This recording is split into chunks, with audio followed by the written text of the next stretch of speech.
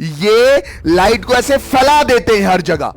तू खुद सोच, जब दिन होता है तो सूरज से लाइट निकलती है जैसे पानी की लहरें निकलती हैं किसी चश्मे से, और हमारे तक लहरों की फॉर्म में लाइट आती है। हमें फील क्यों नहीं होती वो लहरें? इसलिए फील नहीं होती क्योंकि उसका मास नहीं है, उसके पास एनर्जी है, तो वो हीट हमें फील हो रही होती है। अगर तुझे ये समझ आ गया कि हम दिन पूरे लाइट में डूबे रहते हैं तो तुझे वेव नेचर का पता चल गया। फ्रॉम स्प्रिंग, अभी मैं लाइट की भी बात ऐसे ही करूंगा। फ्रॉम स्प्रिंग, तो ये मतलब जैसे ये चश्मा इधर से पानी फूट के निकलता, पानी निकल रहा, पानी निकला बाहर, तो ये ऐसे फैल जाता है ना, इसकी वेव्स बनती हैं ऐसे कंसेंट्रिक रिंग्स में, और इस तरह से क्या करती हैं, वेव्स बनती हैं ऐसे। बात नॉर्मल, और वो दूर गया कि ये वाली आ गई जी इंसिडेंट रे, और ये वाली क्या आ गई, रिफ्लेक्टेड रे। ये आ गई इंसिडेंट रे और ये वाली क्या आ गई, रिफ्लेक्टेड रे। वो दूर गया। अब ऐसी नहीं आएंगी, अब आएंगी जी वेव फ्रंट्स। वेव फ्रंट आ रही है, इंसिडेंट वेव फ्रंट्स आ रही हैं, और रिफ्लेक्टेड वेव फ्रंट वापस जा रही है।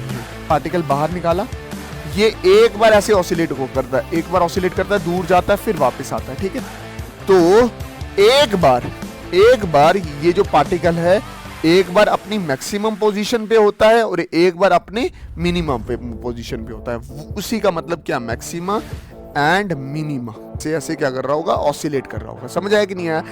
और ऐसे ऑसिलेशन को मैं ऐसे डिनोट कर रहा हूं कि ये हमारे क्या बन रहे होंगे, वेवलेट्स बन रहे होंगे। ये हमारे क्या बन रहे होंगे, वेवलेट्स बन रहे होंगे। ये हमारे क्या बन रहे होंगे, वेवलेट्स बन रहे होंगे। ये हमारे क्या बन रहे होंगे, वेवलेट्स बन रहे होंगे, ठीक है।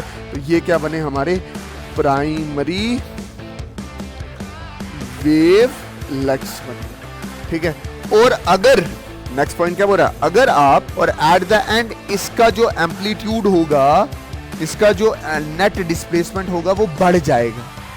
बट अगर ऐसा हो कि नाजिया बशीर साहब की बात ना माने, बशीरा बोलेगा आगे जाना है, नाजिया बोलती है पीछे जाना है, तो ये वाली चीज इसके डिस्प्लेसमेंट को कम कर जाएगी। इसका क्रस्ट बन रहा होगा, इसका ट्रफ बन रहा होगा, इसका क्रस्ट ट्रफ को खा जाएगा, इसका ट्रफ क्रस्ट को खा जाएगा, और नेट में एम्पलीट्यूड कम हो जाएगा और बैंड बनेगा डार्क, ठीक है। हाय एवरीवन, अस्सलाम वालेकुम वरहमतुल्लाहि वबरकातुहू। नमस्ते, सत श्री अकाल, के हाल है? रुखसाना, फरजाना, बशीर, नजीर, मुदस्सिर, मुबशिर, सब बढ़िया? हाँ बढ़िया सर, क्या बात है, आज जोश में हो? फिजिक्स पूरा खत्म करना है का? हाँ मेरे प्यारे बच्चे, फिजिक्स आज खत्म होगा। अभी मैंने जस्ट अभी अपलोड किया है रात को 1 बजे, दैट इज रे ऑप्टिक्स। अब मैं किस पे आया हूं, दैट इज वेव ऑप्टिक्स। 70 में से 70 नंबर लाने हैं और पेपर यहीं से बनेगा। ये रियल गन शॉट है, रियल गन शॉट। बात समझ आई कि नहीं आई? हाँ सर, चुराया तो है कहीं से। हाँ बेटा, अच्छी चीजें चुरा लेनी चाहिए। ओके डन, डिप्रेशन में नहीं रहना है। मैं तुम्हारा हर एक लेक्चर कंप्लीट करने वाला हूं, डोंट वरी। देख, रात के 2 बजे भी तेरे लिए खड़ा हूं। बात समझ कि नहीं है? तो अब तूने भी इतनी मेहनत करनी है कि तेरी रातों की नींद तुझसे छिन जानी चाहिए, चाहे वो बशीर साहब हो, चाहे वो नाजिया जी हो। ओके, चैप्टर शुरुआत करते हैं। चैप्टर की शुरुआत करते हैं, दैट इज वेव ऑप्टिक्स, और पेपर यहीं से आएगा। The real gun shot 10 out of 10। चलो जी, वेव ऑप्टिक्स से पहले हम कुछ बातें करते हैं। बात समझ आएगी? नहीं, कुछ बातें करते हैं, क्योंकि मुझे पता है मेरे बच्चे का मुझे पता है मेरे बच्चे की काफी सारी चीजें क्लियर नहीं है, ठीक है। मेरी बात बिल्कुल ध्यान से अच्छे से समझना। वेव नेचर का मतलब होता है, वेव का मतलब होता है फैल जाना। समझ आएगी नहीं? जब मैं वेव नेचर ऑफ लाइट की बात कर रहा हूं ना, तब उसका मतलब होता है कि फैल जाना। ये वैसा ही है जैसे चश्मे का पानी नहीं होता, जैसे वाटर फ्रॉम स्प्रिंग। अभी मैं लाइट की भी बात ऐसे ही करूंगा, फ्रॉम स्प्रिंग। तो ये मतलब जैसे ये चश्मा इधर से पानी फूट के निकलता, पानी निकल रहा, पानी निकला बाहर, तो ये ऐसे फैल जाता है ना, इसकी वेव्स बनती हैं ऐसे कंसेंट्रिक रिंग्स में, और इस तरह से क्या करती हैं, वेव्स बनती हैं ऐसे। बात समझ है कि नहीं है? तो ये ऐसे है। हमारा सन भी एक स्प्रिंग है, चश्मा है, बट उससे क्या निकलता है, दैट इज लाइट वेव्स निकलती है। क्या निकलती है, लाइट, और पूरे स्पेस में क्या कर जाती है, फैल जाती हैं। यहां पानी का वजन था, वहां लाइट का वजन नहीं होता। ओके, हाँ ओके। इसलिए जब मास्टर आपको क्लास 12th में वेव फ्रंट पढ़ा रहा था, उसने नदी की एग्जाम्पल या दरिया के लहरों की एग्जाम्पल पक्का दी होगी। मैं आपको फील क्या करवाना चाहता हूं कि भाई साहब, लाइट एक वेव है, जहां से लाइट निकलती है वो चश्मा है लाइट निकलने का, और वो उसके इर्द गिर्द क्या बनाता है, वेव फ्रंट्स बनाता है, लाइट की लहरें बनाता है। मतलब यहां से लाइट निकली ना, यहां से जैसे पानी निकलता है, लहरा ऊपर नीचे और लहरें बनती हुई, लाइट भी ऊपर नीचे लहरें बनती हुई ऐसे जाती है। अब होता क्या है कि कोई भी सोर्स है, जैसे सन है ना, कोई भी सोर्स है, क्या है, सन है। तो सन क्या करता है मेरा बच्चा, ऐसे लाइट के पार्टिकल बाहर निकालता है और हर डायरेक्शन में निकालता है। क्या करता है, हर डायरेक्शन में निकालता है। अब लाइट के पार्टिकल का कोई वजन नहीं होता, ये याद रखना। जैसे पानी का वजन होता है तो लहरों फील होती हैं, बट लाइट के पार्टिकल केवल और केवल एनर्जी है, और ये आगे जाके ऐसे ऑसिलेट करती हैं, ऐसे ऑसिलेट करती है, ऐसे ऑसिलेट करती है, ऐसे ऑसिलेट करती है, ऐसे ऑसिलेट करती है, ऐसे ऊपर नीचे ऑसिलेट करते हैं, ऐसे ऊपर नीचे ऑसिलेट करती है, ऐसे ऊपर नीचे ऑसिलेट करती है, ऑसिलेट करती है, ऑसिलेट करती है। बात समझ आया कि नहीं आया? हाँ भाई साहब, बात समझ आ रही है कि सन से निकले लाइट के पार्टिकल और वो ऑसिलेट करने लगे। इसी तरह से जो ऑसिलेशन, ये जो ऑसिलेशन है, इसी को 2 and 4th मोशन बोलते हैं, इसी को आप वेव मोशन बोलते हैं, इसी को आप वाइब्रेशनल मोशन बोलते हैं। और ये हर डायरेक्शन में, इस डायरेक्शन में भी पार्टिकल ऐसे ऑसिलेट, ऐसे ऑसिलेट, ऐसे ऑसिलेट, ऐसे ऑसिलेट, ऐसे ऑसिलेट, ऐसे ऑसिलेट, ऐसे ऑसिलेट। और इसकी वजह से जो अगला पार्टिकल होता है ये भी ऑसिलेट करता है। इसकी वजह से अगला पार्टिकल भी क्या करता है, ऑसिलेट करता है। अगला पार्टिकल भी ऑसिलेट करता है, इससे अगला पार्टिकल भी क्या करता है, ऑसिलेट करता है, इससे अगला पार्टिकल भी क्या करता है, ऑसिलेट करता है। ये वाला इसको धक्का देता है, इसको एनर्जी ट्रांसफर करता है, ये ऑसिलेट करता है। ये वाला इसको एनर्जी ऑसिलेट करता है तो ये भी ऑसिलेट करता है। ये वाला धक्का इसको देता है तो ये भी क्या करता है, ऑसिलेट करता है। समझ आया कि नहीं? तो लाइट इस तरह से ट्रैवल करती है। जब हम लाइट को एज अ वेव मानते हैं, मेरी बात बिल्कुल ध्यान से अच्छे से समझ ले कि भाई साहब, अभी समझ ले कि भाई साहब, जैसे चश्मे में से पानी निकलता है, दैट चश्मा is a source of water, वैसे ही सूरज, बल्ब, ट्यूबलाइट, ये सोर्स ऑफ लाइट है। ये सोर्स ऑफ क्या है, लाइट है। ये लाइट को ऐसे फैला देते हैं हर जगह। तू खुद सोच, जब दिन होता है तो सूरज से लाइट निकलती है, जैसे पानी की लहरें निकलती हैं किसी चश्मे से, और हमारे तक लहरों की फॉर्म में लाइट आती है। हमें फील क्यों नहीं होती वो लहरें? इसलिए फील नहीं होती क्योंकि उसका मास नहीं है, उसके पास एनर्जी है, तो वो हीट हमें फील हो रही होती है। अगर तुझे यह समझ आ गया कि हम दिन पूरे लाइट में डूबे रहते हैं, तो तुझे वेव नेचर का पता चल गया। Sir what do you mean by wave front? Wave front क्या हो गया? वेव फ्रंट का मतलब क्या हो गया? देखना। What do you mean by wave front? Wave front पहला टॉपिक है, बोलता है the position of all the particles.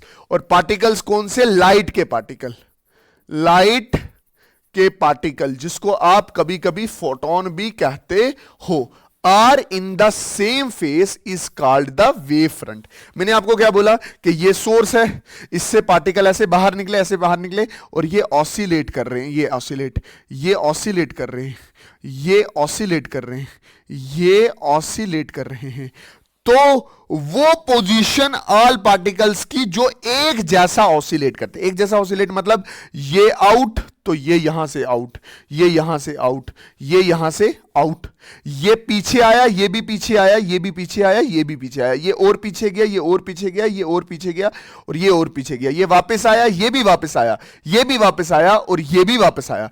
वो सारी पोजीशन वो सारी पोजीशन किसकी, पार्टिकल्स की जो एक जैसा वेव मोशन शो करते हैं, उसी को हम क्या बोलते हैं, ये पूरे को क्या बोलेंगे, दैट इज वेव फ्रंट। बात समझे कि नहीं है? अब इस पार्टिकल ने आगे वाले पार्टिकल को ऑसिलेट किया, ये ऊपर गया, ये वापस आया, ये नीचे आया, फिर अगर ये सारे एक जैसे मूव कर रहे हैं तो ये क्या आ जाएगा, सेकंड वेव फ्रंट। इसको क्या बोलेंगे, सेकंड वेव फ्रंट। अगर ये नाचेगी तो इसके साथ वाला भी वैसे ही नाचेगा, क्योंकि ये वाला पार्टिकल अगले वाले को एनर्जी ट्रांसफर कर रहा होता है। ये मैंने आपको समझा दिया। तो मतलब मेरा प्यारा बच्चा, अगर ये सारे पार्टिकल एक जैसे ऑसिलेट कर रहे हैं, सारे पार्टिकल, ये अगर सारे पार्टिकल, ये सारे पार्टिकल एक जैसे ऑसिलेट कर रहे हैं, तो इसको क्या बोला जाता है, दैट इज वेव फ्रंट। और अगले वाले पार्टिकल, अगर अगले वाले पार्टिकल ए, ये अगले वाले पार्टिकल ए, ऐसे ऐसे ऐसे ऐसे ऐसे ऐसे ऐसे ऐसे ऐसे ऐसे ये पार्टिकल अगर एक जैसे ऑसिलेट करते हैं, तो ये वेव फ्रंट कौन सा हो गया, सेकंड। इसको हम ऐसे नहीं बोलते जैसे वो जब पानी निकल रहा है किसी चश्मे से, तो ये एक लहर ऊपर फिर नीचे, फिर ऊपर फिर नीचे, है ना, ये ऐसे गोल गोल से बनते हैं। या जैसे आप नदी, लेक है, डल लेक पे आप गए होंगे, बिल्कुल सहमी सी है, रेस्ट पे है, आपने बीच में पत्थर मारा, तो फिर वो गोल गोल कंसेंट्रिक रिंग्स नहीं बनते ऐसे, क्योंकि यहां पे डिस्टर्बेंस हुई है तो इसने एनर्जी हर जगह ट्रांसफर की है। तो उसी को आप क्या बोलते हो, वेव फ्रंट कहते हो। Spherical wave front is formed, spherical मतलब जो गोल वेव फ्रंट बनती है, द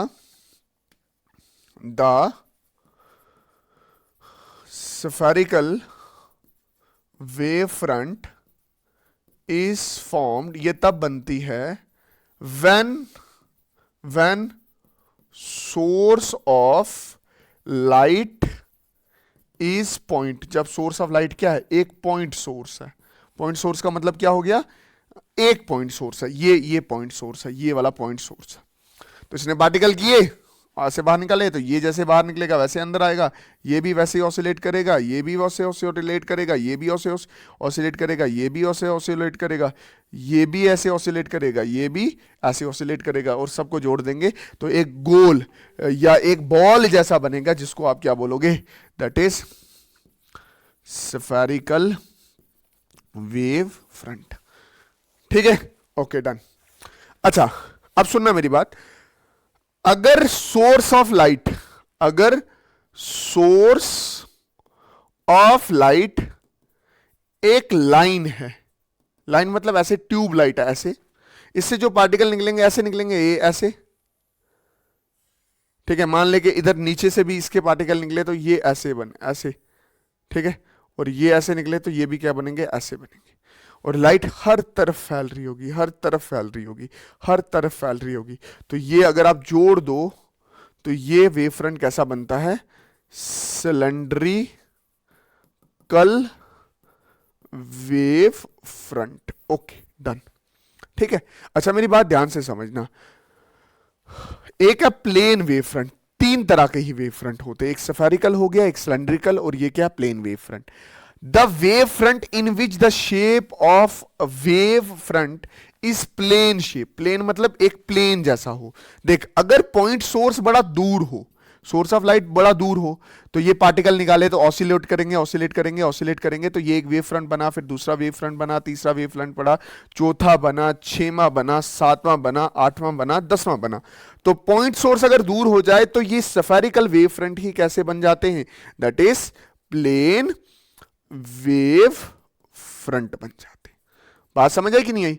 अब वो बड़े स्फीयर का होगा, बट अगर आप पास जाके उसको देखोगे तो वो प्लेन वेव फ्रंट लगेगा, और इस सब के पार्टिकल एक जैसे ऑसिलेट कर रहे होंगे, ये आगे पीछे फिर ऐसे, ये भी ऐसे ही ऑसिलेट कर रहे होंगे, ये भी ऐसे ही ऑसिलेट कर रहे होंगे, ये भी ऑसिलेट कर रहे होंगे। ओके, अच्छा, मैक्सिमा मिनिमा, देख इधर, ये सन है जो कि सोर्स ऑफ लाइट है, ठीक है, इसने ऐसे पार्टिकल बाहर निकाला, ये एक बार ऐसे ऑसिलेट को करता है, एक बार ऑसिलेट करता है, दूर जाता है, फिर वापस आता है। ठीक है, तो एक बार ये जो पार्टिकल है एक बार अपनी मैक्सिमम पोजीशन पे होता है और एक बार अपने मिनिमम पे पोजीशन पे होता है। उसी का मतलब क्या, maxima and minima.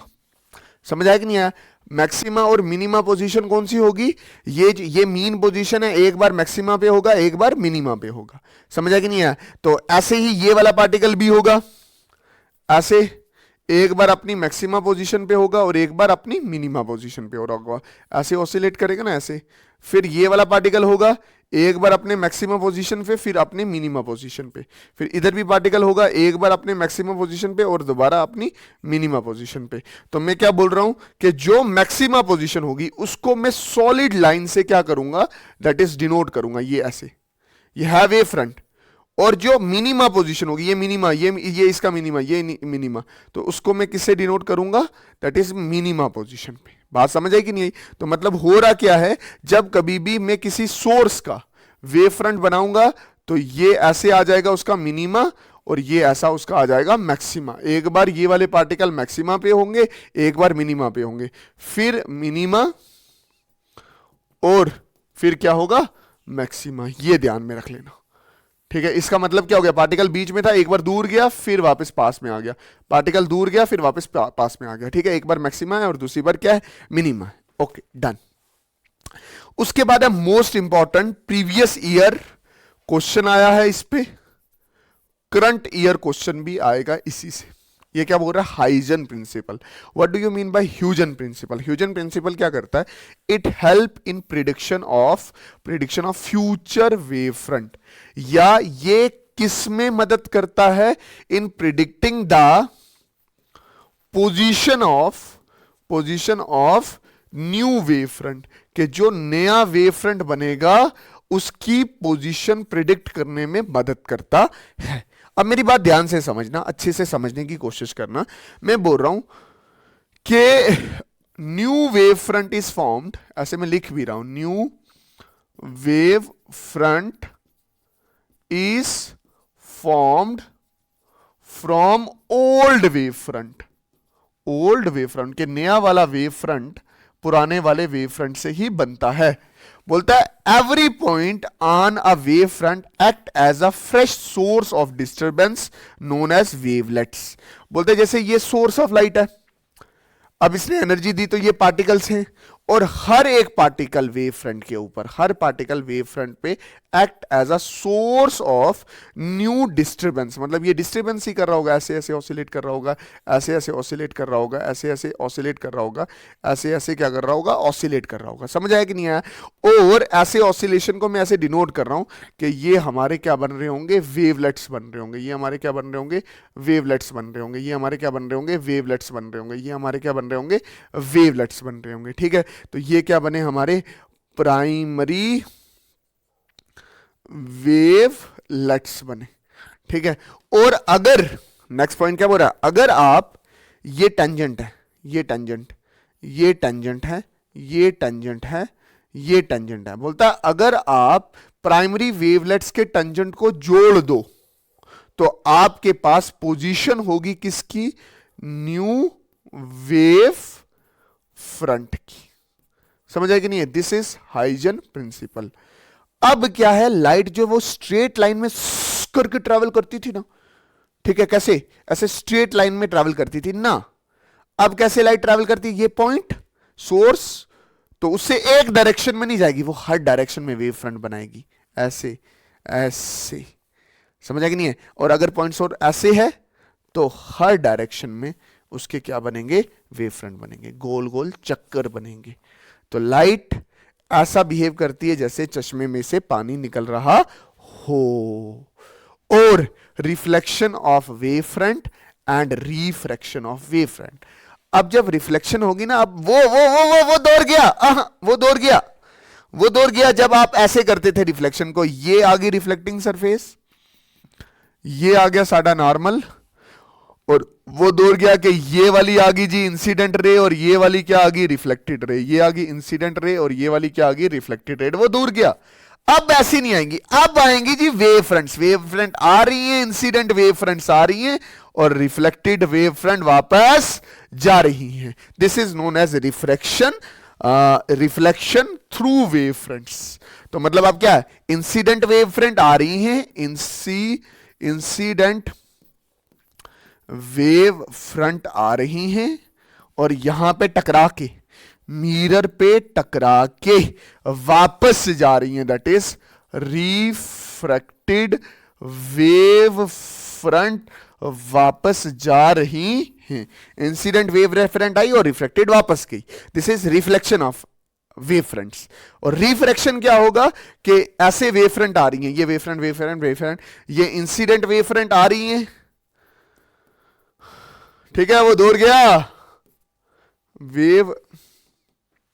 Wave front आ रही हैं और ये थोड़ा सा बेंड होके वेव फ्रंट जाएंगी, इसको बोलते हैं रिफ्रैक्टेड वेव फ्रंट। और ये वेव फ्रंट कैसे दिख रही हैं, ये वेव फ्रंट दिख रही हैं प्लेन वेव फ्रंट। देखो ये plane plane plane plane wave front दिख रही है, इसका ये मतलब हो गया कि जो सोर्स ऑफ लाइट है वो पॉइंट है और वो बड़े दूर से आ रहा है। मतलब इस बार ऐसा नहीं होगा चाचा, ये नहीं होगा भाई, ये हो गया, बहुत बार किया पिछले चैप्टर में कि ऐसे आ रही है, ऐसे जा रही है।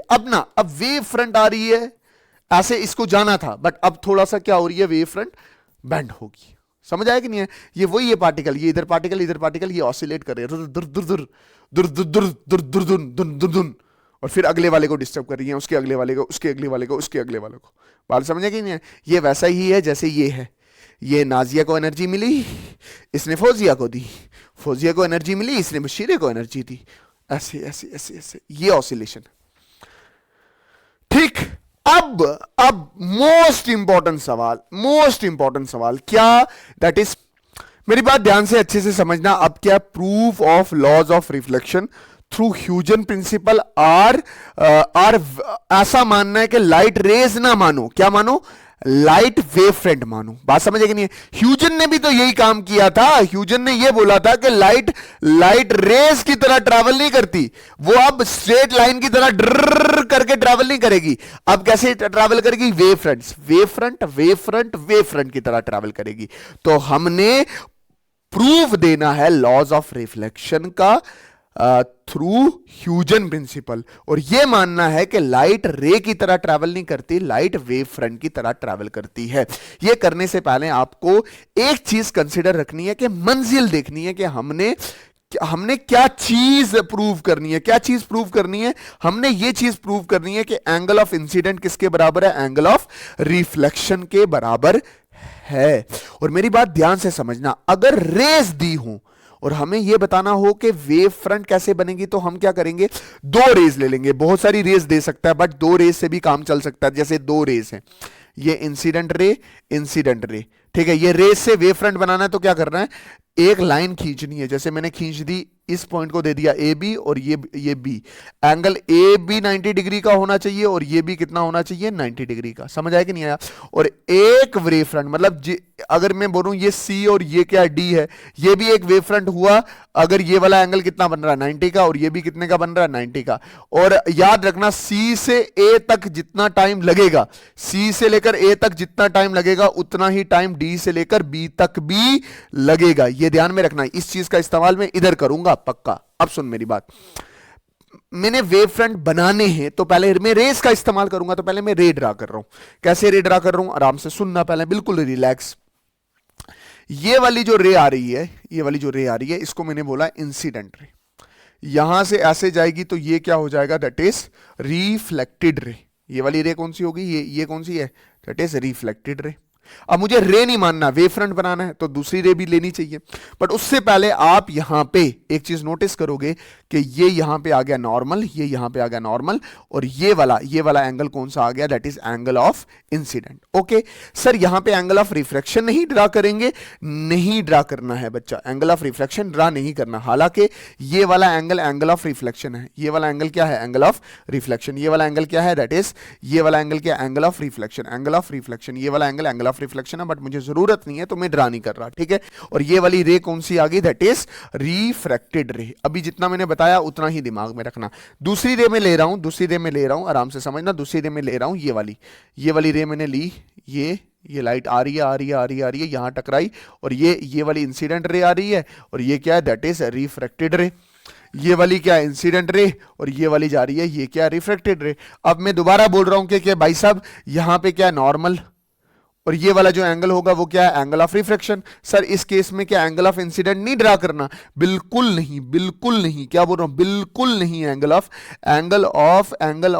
इंसिडेंट, ये यहां पे एंगल ऑफ इंसिडेंट को हाथ नहीं लगाना है, मुझे पता है ये एंगल ऑफ इंसिडेंट है।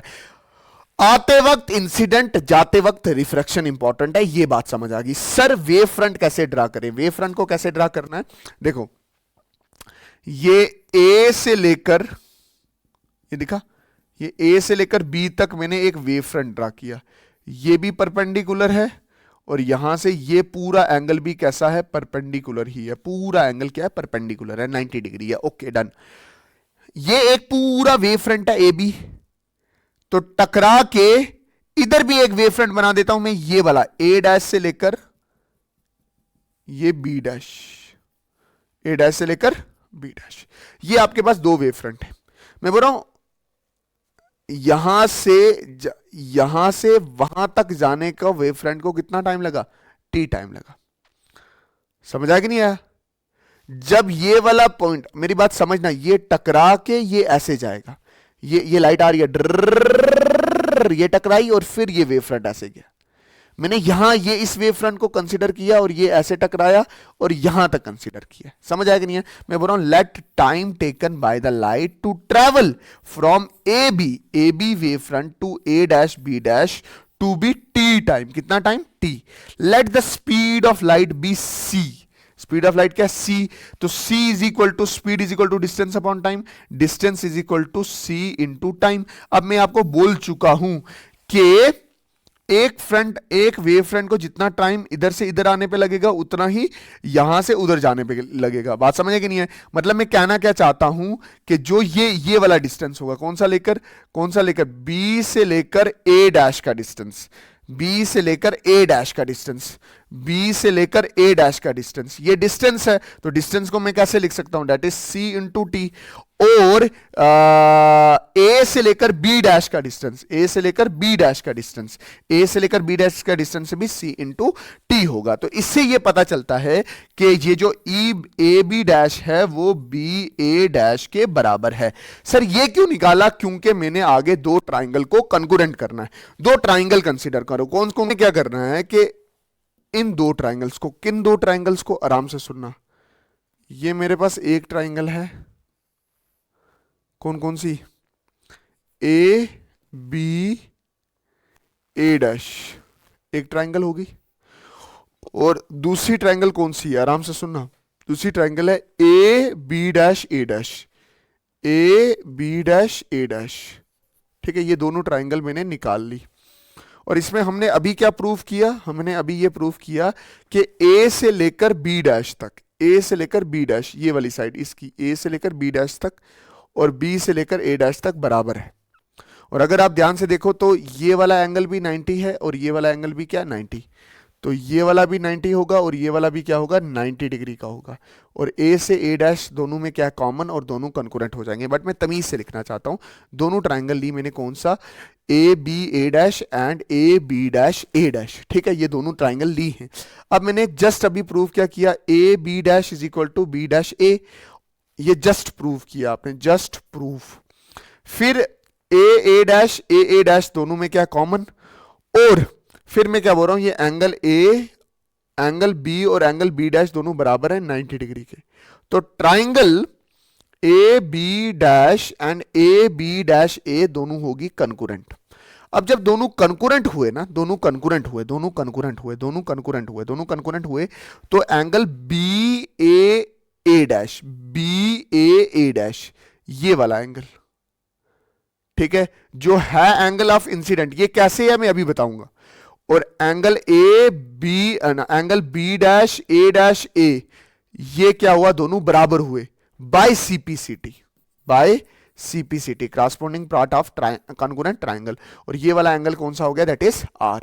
Angle I is equal to angle R. Sir ये एंगल I और एंगल R के कैसे बराबर है, सुनना मेरी बात, इधर इधर देखना, अच्छे से समझ जो मैं बोल रहा हूं, अच्छे से समझना जो मैं बोल रहा हूं, आराम से सुनना पहले मैं क्या बोल रहा हूं. देख मैं बोल रहा हूं अगर ये पूरा एंगल, अगर ये पूरा एंगल, ये पूरा एंगल अगर 90 डिग्री है, ये 90 डिग्री है, ये 90 डिग्री है, तो ये इंसिडेंट एंगल है, तो ये बचा हुआ, ये छोटा बचा हुआ एंगल कितना हो जाएगा, ये छोटा बचा हुआ एंगल हो जाएगा 90 माइनस इंसिडेंट. नहीं बात समझ आई? देख मैं बिल्कुल आराम से करवा रहा हूं, कोई टेंशन नहीं है. ये अगर एंगल ऑफ इंसिडेंट है, ये बचा हुआ एंगल कितना होगा, ये देख पूरा 90 है, तो बचा हुआ एंगल मान लीजिए x है, तो मैं क्या बोल रहा हूं कि incident plus x is equal to कितना हो गया 90, तो x कितना हो गया 90 माइनस आई, x कितना हो गया 90 में से अगर i माइनस कर दो तो ये x हो जाएगा. पढ़ने वाला बच्चे को अच्छे से समझ आ जाएगी. ठीक है, अब मैं क्या बोल रहा हूं, ये बाकी बचा हुआ कौन से वाला, ये बाकी बचा हुआ एंगल, ये बाकी बचा, ये पूरा बाकी, ये पूरा बाकी बचा हुआ एंगल, ये बाकी बचा हुआ एंगल, ये बाकी, इसको मैं अभी बोल रहा हूं y एंगल है. ठीक है, तो मैं बोल रहा हूं y plus x is equal to किसके बराबर होगा 90 डिग्री. देखिए ये पूरा angle y plus x 90 degree. अब तू खुद सोच x की जगह क्या रखेगा, y x की जगह रखेगा that is 90 minus I which is equal to 90. ये 90 90 कैंसिल, तो y ये माइनस आई उधर चला जाएगा, तो ये आ जाएगा i. तो मतलब क्या हुआ, मतलब ये हुआ कि भाई साहब ये पूरा एंगल जो y है, मतलब BAA डैश जिसको मैंने y बोला, वो क्या है एंगल ऑफ इंसिडेंट. इसी को मैंने आपको एंगल ऑफ y बोला था. अब इस साइड आ, इस साइड भी आना है, तो ये वाला एंगल पर ध्यान से अच्छे से समझना, अच्छे से समझना. देख मैं क्या बोल रहा हूं कि ये वाला एंगल कौन से वाला, ये वाला एंगल, ये पूरा 90 है ना, ये वेव फ्रंट और इस रे के बीच में 90 होता है. इसको मैंने अभी मान लिया x, तो मैं बोल रहा हूं x प्लस आर किसके बराबर है 90 के. तो एंगल x किसके बराबर हुआ 90 माइनस किसके हुआ r के बराबर हुआ. 90 माइनस किसके बराबर हुआ, x किसके बराबर हुआ, 90 में से r निकालो तो x बच जाता है.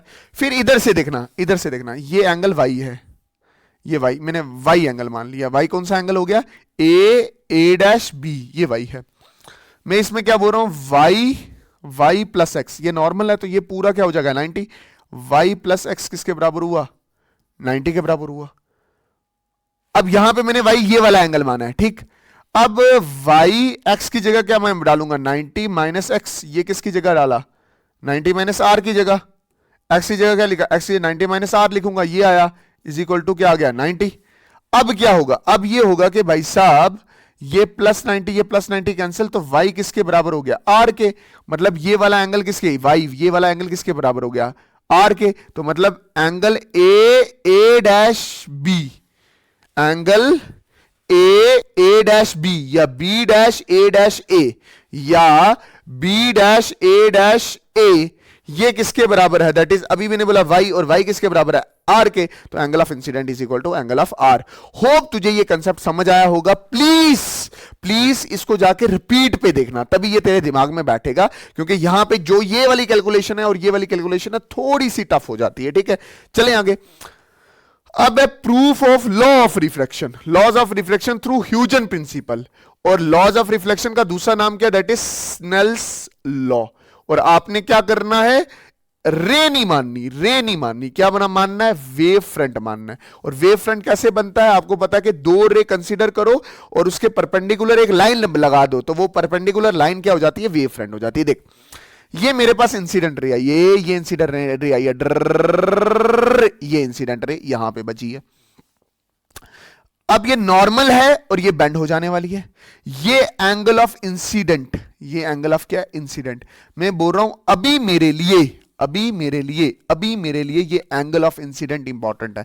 ये एंगल ऑफ रिफ्लेक्शन में ना भी बनाऊं तब भी चलेगा.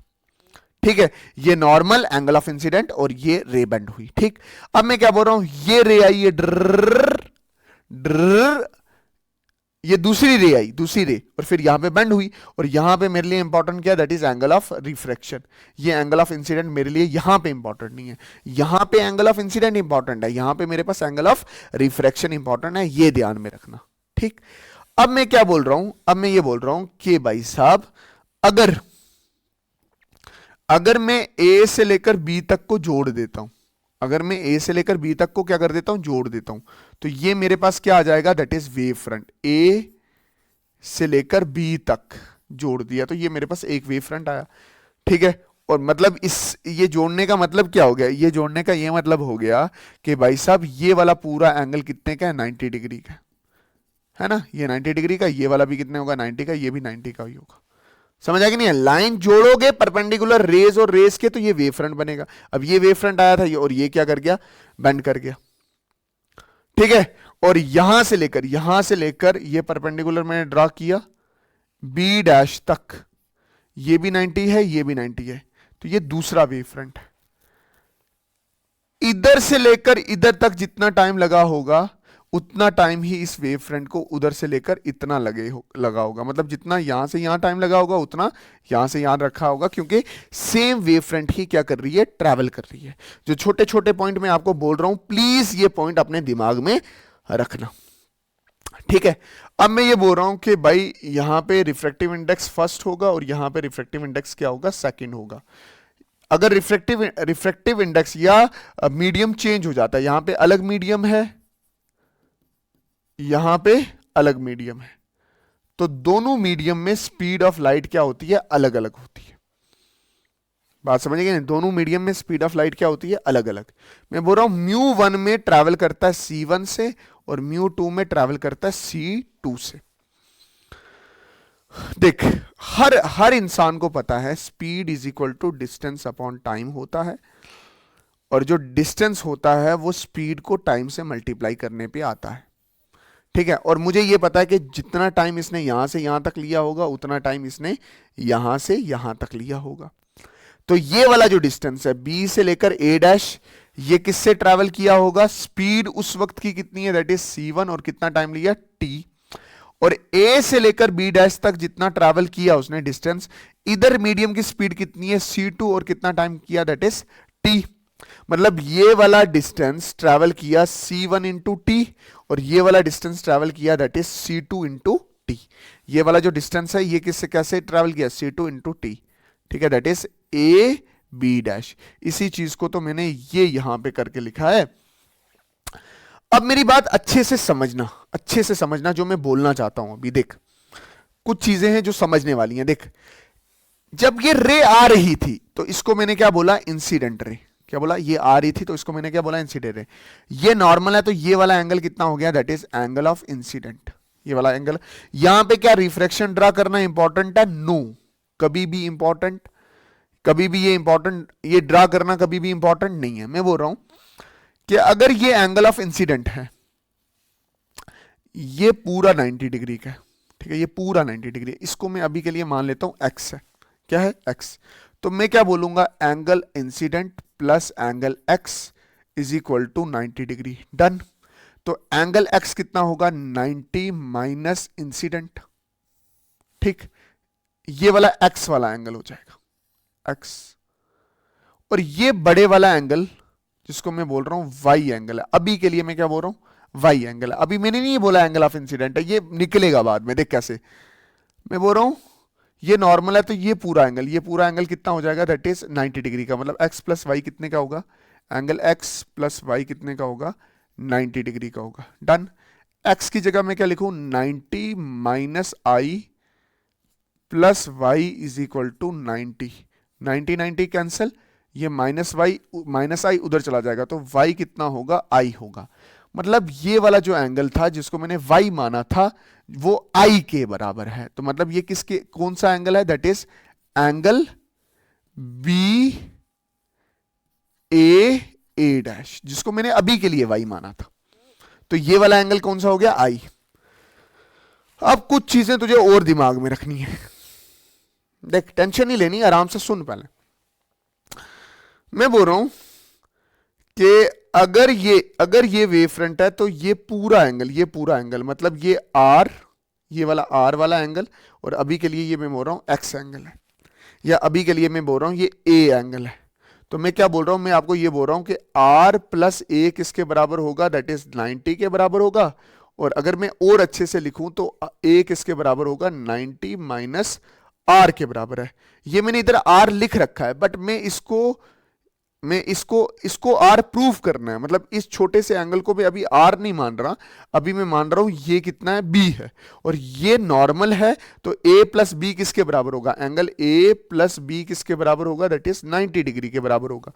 तो ए किसके बराबर है, 90 minus R plus B is equal to 90। ये 19 ये 90 कैंसिल, तो b किसके बराबर हो गया, ये माइनस में इधर चला जाएगा तो r। तो ये वाला जो एंगल है ये किसके बराबर है, r के बराबर है।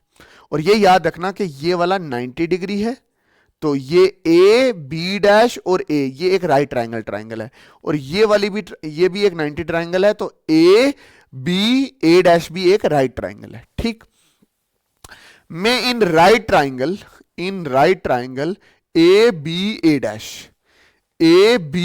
डैश एंगल साइन आई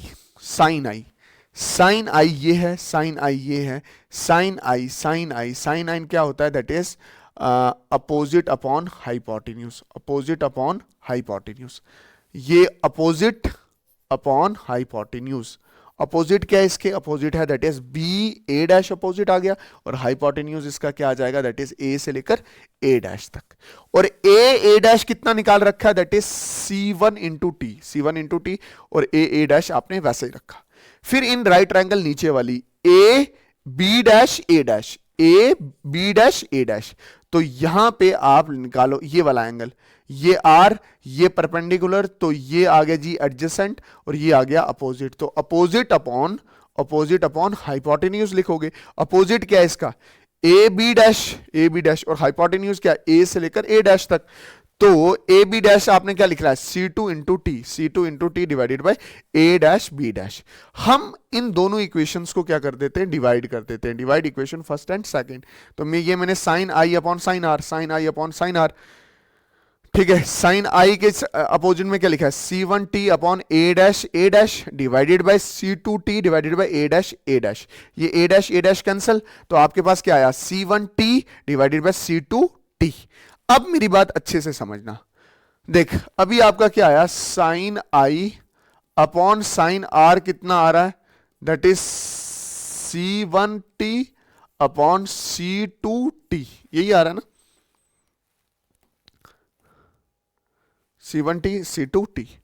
अब ये टी कैंसिल, देख sine I upon sine r is equal to speed of light in first medium to the speed of light in second medium. ये speed of light in first medium to the speed of light in second medium किसके बराबर होता था, ये बराबर होता था भाई साहब रिलेटिव रिफ्रैक्टिव इंडेक्स, सेकंड का रिलेटिव रिफ्रैक्टिव इंडेक्स फर्स्ट के बराबर। इसी को आप क्या बोलते हो, स्नेल्स लॉ, और वहां पे मैंने ये लिख रखा है पहले से। Should I repeat, no sir. अब मेरी बात ध्यान से अच्छे से समझना। इसके बाद मोस्ट इंपॉर्टेंट सवाल है, that is young double slit experiment. मां कसम, ये प्रीवियस ईयर क्वेश्चन आया था, उससे पहले में सवाल बन चुका है, उससे पहले ईयर में भी बन चुका है, मतलब कम से कम 2023, 22, 21, 20, 19, 18 ऐसा सवाल जो हर साल बनता है, that is young double slit experiment. ये किसको एक्सप्लेन करता है, it explain about the interference क्या होता है, मिक्सिंग होती है, क्या होती है, मिक्सिंग होती है, या सुपर पोजिशन होता है, super position of light of what, light waves. Light wave की क्या होती है, सुपर पोजिशन होती है। क्या बोल रहा हूं, interference is the superposition of two light waves of same frequency. ऐसी लाइट वेव जिसकी फ्रीक्वेंसी सेम हो, उनको आप क्या बोलते हो, कोहेरेंट सोर्स। मतलब ऐसे दो सोर्स ऑफ लाइट जिनमें से जो लाइट निकल रही है, उन दोनों लाइट की फ्रीक्वेंसी सेम हो, तो वैसे सोर्स ऑफ लाइट को बोलते हैं कोहेरेंट सोर्स। होता क्या, फ्रीक्वेंसी सेव होने का मतलब क्या हो गया कि देख होता क्या है कि ये लाइट सोर्स 1 की लाइट है, लाइट 1 जैसे ये ऑसिलेट कर रही है वैसे ही ये ही ऑसिलेट कर रही है, ये आगे जा रही है ये भी आगे, ये पीछे तो ये भी पीछे, ये और पीछे, ये और पीछे, ये आगे ये आगे। देख ये सुपर इंपोज करती है इसके ऊपर, तो इसको ऐसे बोलते हैं कि जैसे इसका ये ट्रफ बन रहा है, इसका ये क्रस्ट बन रहा है, ठीक है, इसका ट्रफ बन रहा है और इसका क्रस्ट बन रहा है। जैसे ये भी ऊपर जा रहा है तो ये भी ऊपर जा रहा है, ये भी नीचे आ रहा है तो ये भी नीचे आ रहा है, दोनों सुपर इंपोज करेंगे तो एक बड़ी वेव बनेगी, मतलब लाइट की इंटेंसिटी बढ़ जाती है। जैसे ये लाइट की इंटेंसिटी क्या कर गई, बढ़ गई है, ठीक है, और जो बनेगा इसको क्या बोलते हैं, दैट इज लाइट बैंड, ठीक है। और ऐसे इंटरफेरेंस को बोलते हैं कंस्ट्रक्टिव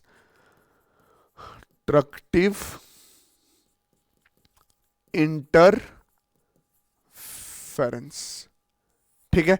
और ऐसा भी हो सकता है कि एक लाइट सोर्स का पार्टिकल उधर जा रहा है और एक का इधर आ रहा है, मतलब दोनों का फेस अलग अलग है, तो एक क्रस्ट बना रहा है दूसरा ट्रफ बना रहा है, तो बट दूसरी लाइट वेव में क्या एक क्या बना रहा होगा, एक क्या बना रहा होगा, दो मिनट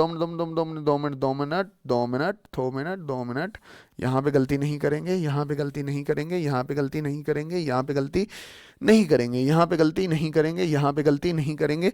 तो एक लाइट वेव पहले क्या बना रही होगी, एक बना रही होगी ट्रफ और फिर बाद में क्या बना रही होगी, क्रस्ट, और दोनों सुपर इंपोज करेंगे तो ये वाला इस वाली वेव को मार देगा और इसका एम्पलीट्यूड कम हो जाएगा और लाइट भी कम हो जाएगी, जिसको बोलेंगे बनेगा डार्क वेव। और ये वाला जो इंटरफेरेंस हो रहा है इसको बोलते हैं डिस्ट्रक्टिव इंटरफेरेंस। मेरी बात बिल्कुल ध्यान से अच्छे से समझना।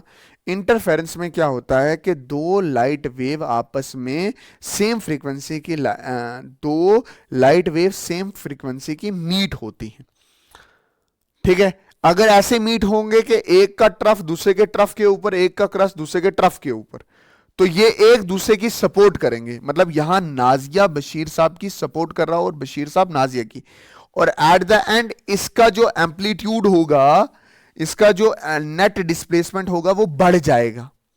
बट अगर ऐसा हो कि नाजिया बशीर साहब की बात ना माने, बशीरा बोलेगा आगे जाना है, नाजिया बोलती है पीछे जाना है, तो ये वाली चीज इसके डिस्प्लेसमेंट को कम कर जाएगी। इसका क्रस्ट बन रहा होगा, इसका ट्रफ बन रहा होगा, इसका क्रस्ट ट्रफ को खा जाएगा, इसका ट्रफ क्रस्ट को खा जाएगा और नेट में एम्पलीट्यूड कम हो जाएगा और बैंड बनेगा डार्क, ठीक है।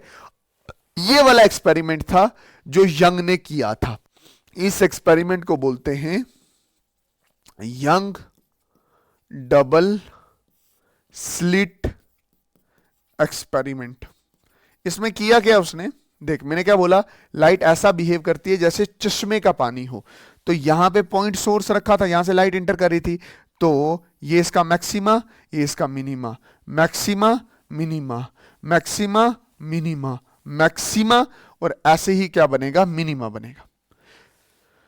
ये दीवार थी, इससे ये एक सुराख है, एक स्लिट है, और इसमें से लाइट ऐसे ही इंटर करती है जैसे पानी की लहरें इंटर कर रही हैं।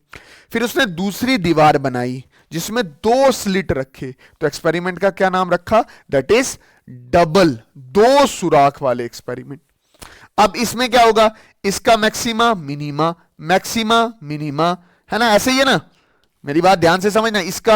इसका मैक्सिमा, इसका क्या बना, मिनिमा, इसका मैक्सिमा, फिर क्या बना, मिनिमा, फिर इसका मैक्सिमा, इसका क्या बना, मिनिमा, ये मैक्सिमा है ना, इसका मैक्सिमा, ये इसका मैक्सिमा, और इसके बाद इसका क्या बनेगा, मिनिमा।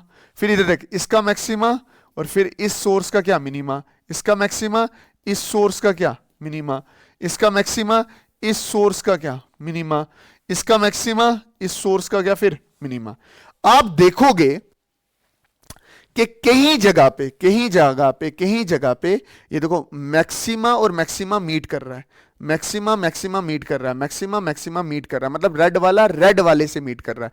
तो जो बैंड बनेगा वो कौन सा बैंड बनेगा, दैट इज लाइट बैंड बनेगा, ठीक है। और इस एक बैंड को इसको बोलते हैं फ्रिंज भी बोलते हैं, FRING, फ्रिंज भी बोलते हैं। और अगर आप अच्छे से देखो तो ये डॉट वाला इस रेड वाले के, ये डॉट वाला देखो इस रेड वाले से मीट कर रहा है ना। तो अगर डॉट वाला रेड वाले से मीट करेगा तो मतलब मैक्सिमा मिनिमा से मीट करेगा, तो जो बैंड बनेगा उसको हम बोलेंगे डार्क बैंड। तो यंग ने देखा कि ऐसे अल्टरनेट डार्क डार्क ऐसे alternate dark right dark light dark light dark light dark band बन रहे हैं स्क्रीन पे। ये जो पैटर्न जब देखा तो उसने ये ऑब्जर्व किया कि मैक्सिमा मैक्सिमा से मिलेगा तो उसका डिस्प्लेसमेंट बढ़ेगा, उसकी लाइट इंटेंसिटी बढ़ेगी तो बनेगा लाइट बैंड। और जब मैक्सिमा मिनिमा से मिलेगा तो उसकी इंटेंसिटी कम हो जाएगी तो बनेगा क्या, दैट इज व्हाट, क्या बोलेंगे उसको, वो क्या बनेगा, दैट इज डार्क बैंड, है ना। मैक्सिमा मिनिमा से मतलब जुड़ेगा या मिक्स होगा या क्या बोलते हैं उसको, मैक्सिमा मिनिमा से मतलब या डार्क लाइन डॉटेड लाइन से मिलेगी तो क्या बनेगा, दैट इज डार्क बैंड बनेगा, ठीक है। और याद रखना लाइट बैंड की जितनी इंटेंसिटी होगी उतनी इस लाइट बैंड की भी होगी, उतनी उस लाइन के बैंड की होगी। मतलब जितना लाइट ये छोड़ रहा होगा उतना ये छोड़ रहा होगा, उतना ये, और जितना साइज इसका होगा उतना साइज इसका, उतना साइज इसका। और डार्क जितना डार्क होगा उतना ये वाला भी डार्क होगा, उतना ये वाला डार्क होगा, उतना ये वाला डार्क होगा, उतना ये डार्क होगा। बात समझे कि नहीं है। मतलब डार्क की जितना साइज होगा वो सब डार्क बैंड का साइज बराबर होगा, और जितना एक डार्क होगा उतना दूसरा भी डार्क होगा। एक बार दोबारा पीछे देखते हैं तो देखो ध्यान से, देख ये दोनों मैक्सिमा है, ये दोनों मैक्सिमा मिले तो एक बड़ा मैक्सिमा बना, लाइट बैंड बना, कंस्ट्रक्टिव इंटरफेरेंस। ये देख ये मैक्सिमा मिनिमा के साथ बना, है ना। एक इधर जाने की कोशिश कर रहा है, एक पीछे आने की कोशिश कर रहा है, एक मैक्सिमा की तरफ जा रहा है, एक मिनिमा। तो जो नेट में बना वो उसने उसका एम्पलीट्यूड या उस लाइट की इंटेंसिटी कम कर दी तो क्या बना, दैट इज डार्क बैंड बना, ठीक। अच्छा, इसके बाद अगर आप ध्यान से देखो तो हमारे पास आता है फ्रिंज विड्थ। फ्रिंज विड्थ की डेरिवेशन होती थी हमारे पास, बात समझिए कि नहीं, होती थी, आती भी थी, मैं करवाता भी था, बट इस साल आपके सिलेबस में नहीं है। आप सिलेबस खोल के देखना, वहां पे आया है कि व्हाट इज फ्रिंज विड्थ और इसकी एक्सप्रेशन का फाइनल फॉर्मूला दो, नो डेरिवेशन ब्रैकेट में लिखा है, ठीक है। तो फ्रिंज विड्थ क्या है, the size of the fringe, मतलब ये जो साइज है ये कितने साइज का है। हालांकि ये वाला साइज और ये वाला साइज दोनों क्या होता है, बराबर होता है। ये कितने साइज का लाइट बैंड या डार्क बैंड बनता है उसी को बोलते हैं फ्रिंज विड्थ। और FW मतलब फ्रिंज विड्थ किसके बराबर है, lambda D upon D। What is lambda, lambda is a wavelength of light, wavelength of light. और व्हाट इज बड़ा D, बड़ा D is a distance between ये सोर्स और स्क्रीन के बीच में कितना डिस्टेंस है, दैट इज बड़ा D। और दो स्लिट के बीच में कितनी दूरी है, दैट इज छोटा D। तो याद रखने के लिए फ्रिंज विड्थ याद कैसे लिखेंगे, रखेंगे ऐसे, fringe width is equal to lambda बड़ा D अपॉन छोटा D, कहानी खत्म।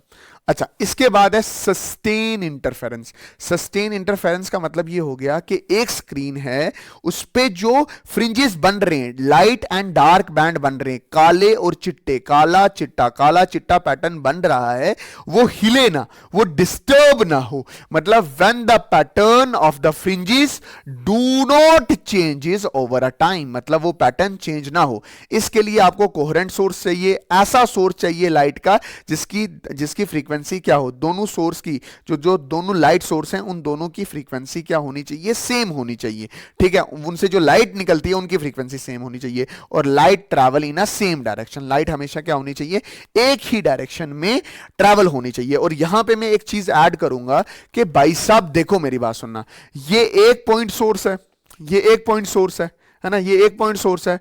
आपने इसी के आगे दो पॉइंट सोर्स बना दिए, एक ही पापा हैं, एक पापा हैं, उसके आगे दो बेटे हैं और वो एक ही बाप से जन्म लिए हैं।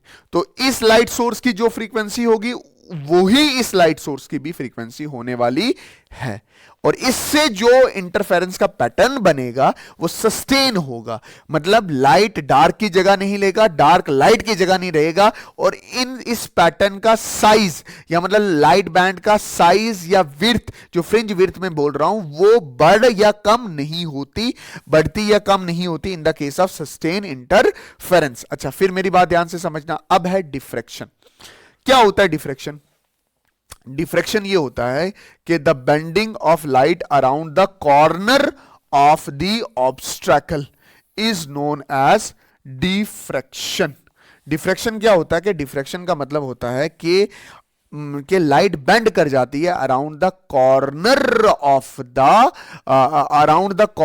The obstacle. मेरी बात बिल्कुल ध्यान से अच्छे से समझना। मैं क्या बोल रहा हूं कि भाई साहब ये दरवाजा है, इस दरवाजे से लाइट एंटर कर रही है। अगर लाइट स्ट्रेट लाइन ट्रैवल करती तो मुझे यह पता है कि भाई लाइट ऐसे ही ट्रैवल करती, तो मुझे सिर्फ मतलब चीजें जो यहां पे पड़ी हुई हैं इसके रास्ते में, टेबल, चेयर, नाजिया, बशीरा, यही नजर आते। बट जब लाइट दरवाजे से एंटर करती है तो मुझे पूरा कमरा ऐसे चमकता हुआ नजर आता है। ये जो लाइट इधर कॉर्नर पे बेंड कर जाती है ना, इसी चीज को क्या बोलते हैं? डिफ्रैक्शन बोलते हैं। अच्छा, इस चीज को एक्सप्लेन कैसे करते हैं देखना ध्यान से। देख, ये दरवाजा है, यहां से लाइट एंटर की, मैंने कन्वेक्स लेंस लगाए थे, कन्वर्ज, यहां पे जो पहला बना ये मैक्सिमा बना, इसकी जो लाइट इंटेंसिटी थी वो सबसे ज्यादा थी। फिर मैंने क्या बोला, देख इस कॉर्नर से लाइट थोड़ी बेंड होगी, तो फिर ये दूसरी बार ये प्राइमरी मैक्सिमा, ये भी मैक्सिमा बना, ये भी क्या बना? ये भी मैक्सिमा बना। बट इसकी इंटेंसिटी अगर 100 है, इसकी इंटेंसिटी कम हो गई है, 60 हो गई है। जैसे उस केस में बनता था ना, जैसे हम इधर लाइट और डार्क बैंड देखते थे, तो अगर ये 50 का है तो ये सारे 50 के होते थे। यहां पे लाइट बैंड की इंटेंसिटी बदलती नहीं थी, यहां पे लाइट बैंड की इंटेंसिटी बदल रही है। दरवाजे से सामने अगर आप देखोगे तो चीजें बड़ी क्लियर दिखेंगी। उसके इस तरफ और इस तरफ चले जाओगे तो आपको डार्क पैचेस मिलेंगे। यहां पे एक डार्क पैचेस मिलेगा, फिर यहां पे डार्क पैचेस मिलेगा, और फिर यहां पे ब्राइट पैच मिलेगा। इसको बोलते हैं डिफ्रैक्शन ऑफ लाइट। और ये जो एक्सपेरिमेंट किया जा रहा है, ये सिंगल स्लिट से किया जा रहा है, सिंगल स्लिट से किया जाता है। तो आपको पैटर्न कैसा देखने को मिलेगा? यहां पे मैक्सिमा, सबसे ज्यादा लाइट, फिर लाइट थोड़ी कम हो जाएगी, फिर एक मैक्सिमा आएगा, बट ये वाला मैक्सिमा इस वाले मैक्सिमा से कम होगा। यहां पे लाइट होगी बट इससे कम होगी, फिर यहां पे मिनिमा होगा, फिर यहां पे मैक्सिमा होगा, बट ये वाला मैक्सिमा इस वाले मैक्सिमा से कम होगा। पैटर्न कैसे देखने को मिलेगा देखना ध्यान से। ये maxima, minima, maxima, minima, maxima, but ये वाला मैक्सिमा इस वाले मैक्सिमा से कम है। फिर मिनिमा, मैक्सिमा, मिनिमा, नहीं चाचा, मिनिमा इधर आएगा, और फिर ये मैक्सिमा, ये वाला मैक्सिमा, मतलब अगर ये वाला मैक्सिमा 100 है तो ये हो जाएगा 70 का, ये हो जाएगा 50 का, ये हो जाएगा 70 का, ये वाला हो जाएगा 50 का। बात समझ है कि नहीं है? तो मतलब इसमें जो लाइट और डार्क बैंड हैं उसकी इंटेंसिटी वेरी करती है। इंटरफेरेंस में ऐसा नहीं होता। इंटरफेरेंस और डिफ्रैक्शन के बीच का डिफरेंस मैं आपको अभी बता रहा हूं। इंटरफेरेंस दो वेव की मिक्सिंग है, डिफ्रैक्शन एक ही वेव की बेंडिंग है सिर्फ। ठीक है, यहां पे फ्रिंज विड्थ सेम रहती है, यहां पे फ्रिंज विड्थ डबल हो जाती है, मतलब डिफरेंट हो जाती है। यहां पे 2 स्लिट से काम चलाया था, यहां पे सिंगल स्लिट से काम चलाया था। यहां पे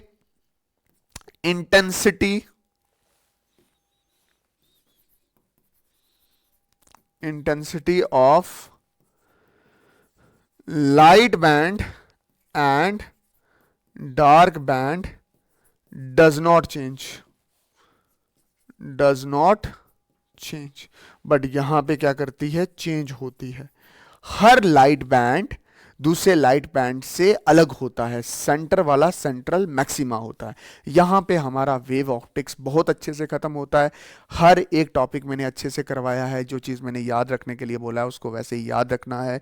रिफ्लेक्शन, रिफ्रैक्शन के जो लॉज हैं ह्यूजन प्रिंसिपल से, मैं दोबारा बोल रहा हूँ, इंपॉर्टेंट है, एग्जाम में आएंगे, प्लीज़ उनको पढ़ के जाना। इसके नोट्स कहाँ से मिलेंगे? टेलीग्राम चैनल पे इसके नोट्स डाल दूंगा, व्हाट्सएप ग्रुप में इसके नोट डाल दूंगा। बाकी मिलते हैं किसी और नई वीडियो में, तब तक के लिए अल्लाह हाफिज, अल्लाह रखा, शुभ रात्रि, जय हिंद।